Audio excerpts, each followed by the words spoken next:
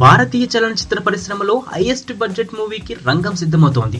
తన రోబో సినిమాను తలదన్నేలా రాజమౌళి బాహుబలిని మించేలా రోబోటును తెరకెక్కించడానికి రెడీ అవుతున్నాడు స్టార్ డైరెక్టర్ శంకర్. ఇంకా సినిమా మొదలవక ముందే ఈ సినిమా సంచలనాలకు వేదిక అవుతోంది. ఈ సినిమా బడ్జెట్ ఎంతో తెలిస్తే దిమ్మ తిరిగిపోవడం ఖాయం. 300 కోట్లతో ఈ సినిమాను తెరకెక్కించడానికి శంకర్ ప్రయత్నాలు చేస్తున్నాడు.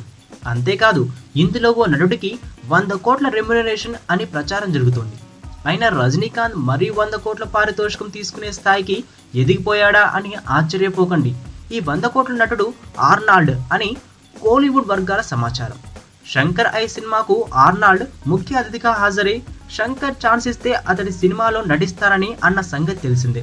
అయితే ఆ మాటను శంకర్ తేలిగ్గా ఏమి తీసుకోలేదు. రోబో2లో విలన్ పాత్రకు ఆర్నాల్డ్నే సంప్రదించి ఓకే చేయించుకున్నాడట.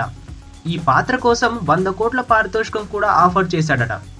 హాలీవుడ్లో ఆర్నాల్డ్ తీసుకునే రెమ్యునరేషన్తో పోలిస్తే ఇది తక్కువే. అయితే ఆర్నాల్డ్కే 100 కోట్లు ఇస్తే కష్టం కదా, అది రోబో2 యూనిట్ పై పెద్ద భారం కదా అనుకోవచ్చు.